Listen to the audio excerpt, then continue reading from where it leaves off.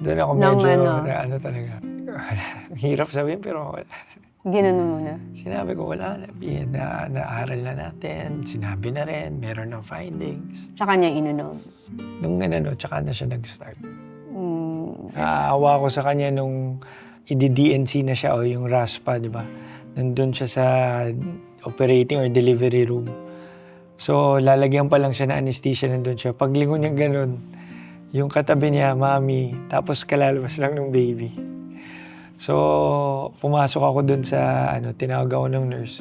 Sabi sa akin, kita ko siya, nakabalot. Sabi ko, nilagyan na ba siya ng anesthesia? Binalot niya yung sarili niya. Yung pala, umiiyak siya kasi ang katabi niya, may baby shot, aalisin. So, iba talaga yung